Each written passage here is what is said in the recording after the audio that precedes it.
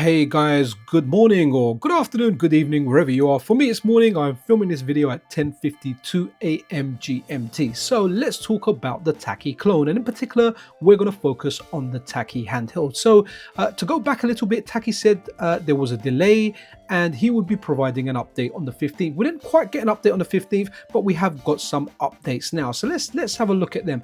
Guys, one thing in general here that I'm learning in FPGA gaming or any industry in general, delays seem to be inevitable, whether it's Mars, whether it's Replay 2, whether it's any other project out there. The Taki clone is no exception to that. People go in with optimism, thinking, yes, everything is going to work out best case scenario. Then factors come in that are out of their control that cause delays to happen, right? Taki's pretty straightforward. He's a pretty straightforward talker from what I can see. And if you ask him a question, he generally addresses it with an answer. So let's have a look at this. And guys, if you're not subscribed to the channel, what the hell is channel? If you're not subscribed to the channel, then a subscription and a like is super duper appreciated. Right, so this one here from Taki Udon saying the band is back together, plan B teaser, right? So let's make this a little bit bigger, guys. Yeah, it looks kind of interesting. Isn't showing the whole thing, but those, okay, so those triggers there, those are the analog triggers. They don't look like the digital ones, right? I've got a few devices like that. Again, I like 6 face buttons, but if I had to pick one overall, I'd pick 4 for a handheld because I generally don't tend to play too many fighters with 6 buttons on handhelds. I kind of prefer the arcade stick, but I know many people will prefer that. But that's kind of looking interesting, different colors, different themes. But overall, at least from these renders, the quality is looking good. And yes, it definitely looks impressive, right? Something I'm looking forward to. It looks like a premium handheld, at least from half or the half side that we're actually seeing. So this is something I'm most looking forward to. In fact, out of all the Taki Udon clone handhelds that he is planning on making, and let's hope he does deliver everything. Let's hope it is just delays and it isn't anything more than that, which turns out, you know, for the project getting scrapped. I think that's very unlikely, but I just want to put it out there, you know, because stranger things have happened. I do have confidence in this project and I do believe it is just delays, and I believe these will make it to the market, right? Let's have a look at the next tweet here. So something here from Indigo, and you know, nice way to kind of ask, with all due respect, you said you'd have an update on the DE10 Nano clone board by the night of the 15th, which was a week ago. So fair question, guys. And you know what? I've got to respect Taki there because he's come in and he's answered that question. A lot of people would just ignore it. Sometimes I ignore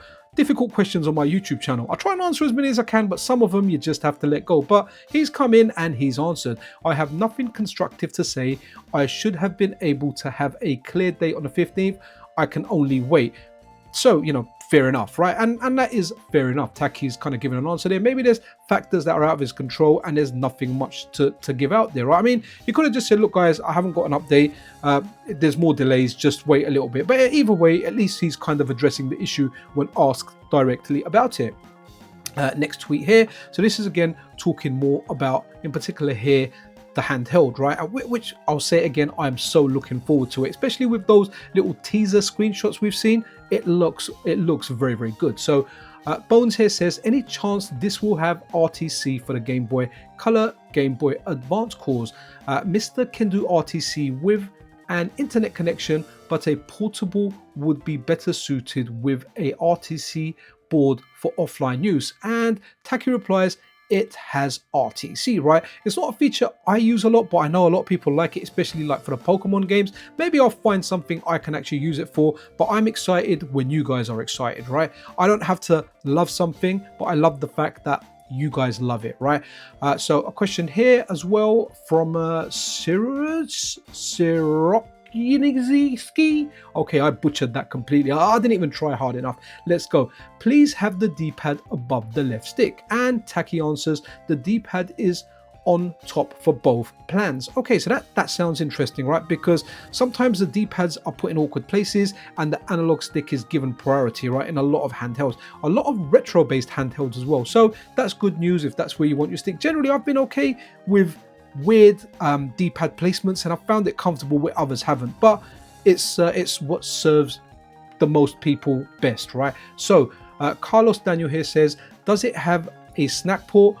that would be awesome for the Game Boy Link and hopefully GBA Link if developed, right?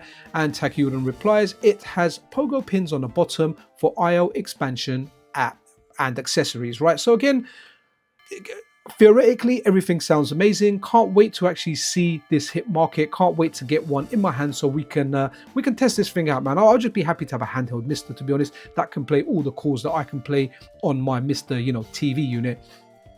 John Enigma here says, odd that you didn't went with 6 face buttons for Sega calls and calls that use controllers with 6 face buttons, right? So Taki says swap out the front shell and change the daughter board to get 6 buttons. So whether that will be an option available from Taki as well, I guess remains to be seen, right? You guys can maybe educate me on what you guys think that might be. Like I said, I like the 6 button controls. I've got like the Ambernic handheld, the Arc S or Arc, whatever it's called, with the 6 face buttons. It's a good handheld. It's very, very good for fighters, but a one trick solution, or one trick that serves everything. I prefer the 4 face buttons, because on the 6 button ones I have difficulty playing like platform games like Mario's, and like I said, fighters for me are really on an arcade stick. So I'll get by playing stuff like SNK handhelds which only have 4 buttons. That's what I usually play on handhelds with 4 buttons. But again, different needs for different people. Nice to see that potentially the option is there. And Bill Coniglio over here asks Hall effect sticks, and Taki says of course. So if you're unaware what Hall effect sticks are, rather than working the traditional way, they kind of work with magnets, and one thing that they don't get is they don't get stick drift, right? We've always had examples of stick drift happening, but the Nintendo Joy-Cons were the worst for it. Lots and lots of those actually happened. Never experienced them myself for my own ones, but my kids definitely got drift on their sticks, and I had to change some of those analog sticks in there. So Hall effect is definitely a good way to go. So it's nice to see everything that's packed in here, and Taki has confirmed that the ceiling for the cost of any of the devices will be no higher than the price of a DE10 Nano via Jurassic, right? Like their kind of standard price. And also, I think the handheld was going to be around the $150 mark, possibly cheaper depending on quantity, right? And a final tweet over here, where Taki just says the internal code name for the AMOLED MiSTer handheld is Super R2. Some of my code names give away what the product is, but this one doesn't. Going forward, I'm going to use the code name for this instead of saying MiSTer handheld. This is Super R2 Plan A, and here we go. Get a grip, MiSTerFPGA Super R2, and there you go. You've got controllers on the front coming. There you go. You can see a bit of a screen down there. I guess that would be the start button, right? Unless there's 2 buttons there, and that's select and start is covered there or something, which I doubt. I'm pretty sure select will be on the other side, maybe somewhere down here that we can't see. But that's it for this video, guys. I really do hope you enjoyed it. I'm very excited about this. Yes, delays are happening, but delays are happening pretty much with any project that is in the works right now. I just hope we get this sooner rather than later. And if I was a gambling man, which I'm not, and I had to put a bet on, I would say that likely this stuff will be out in September now. Again, really looking forward to it. Share your thoughts below. Let me know what you guys think. Let me know what system you're most excited about out of the Taki clones or alternatives, whatever you want to call them. Me, I'll say it again, it is the handheld. I'm quite interested, and I'm quite excited about the portable one as well, just as a unit that you can kind of take out to rooftop parties, etc. But it's the handheld. It's me lying down in bed after a long day at work, dealing with the kids, and then just lying out, crashing out, and just playing my MiSTer in bed. Anyway, guys, be absolutely awesome to one another. This is Pixel Cherry Ninja out.